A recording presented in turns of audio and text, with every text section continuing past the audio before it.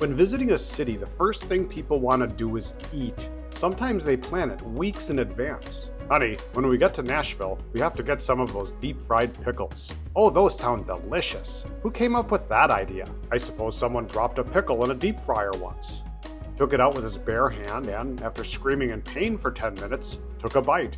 Kind of like when chocolate met peanut butter, huh? Exactly, except there probably wasn't any third-degree burns when chocolate met peanut butter. There might have been. I don't want to argue.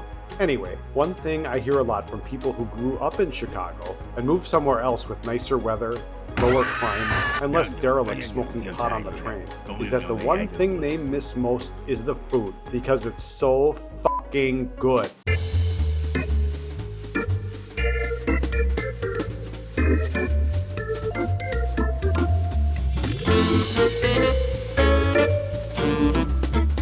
The food most associated with Chicago is probably the hot dog. Chicago folks are funny about hot dogs, and they like to fight.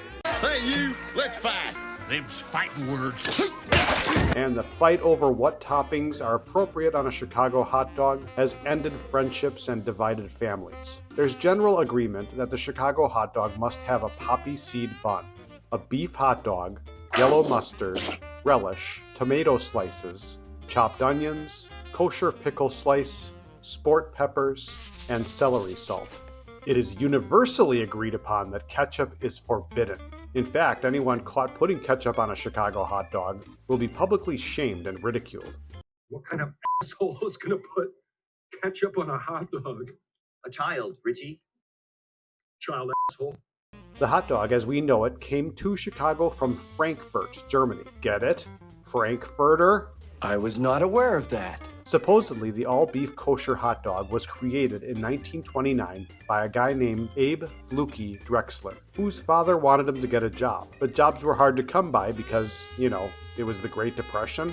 So Fluky Drexler converted his vegetable cart into a hot dog stand on the south side of Chicago on Maxwell and Halsted streets, and started selling depression sandwiches for 5 cents. Pickles, relish, onions, peppers, and tomatoes, from the vegetable cart of course, were added. The celery salt comes from the dozens of celery farms from the north side of Chicago.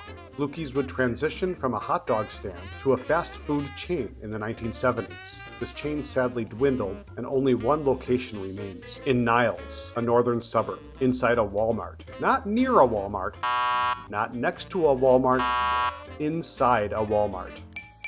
So the most authentic Chicago hot dog can only be purchased at Walmart, which gives added meaning to the term depression sandwich. But they do serve real Chicago hot dogs. So customers will have to find something else to fight about.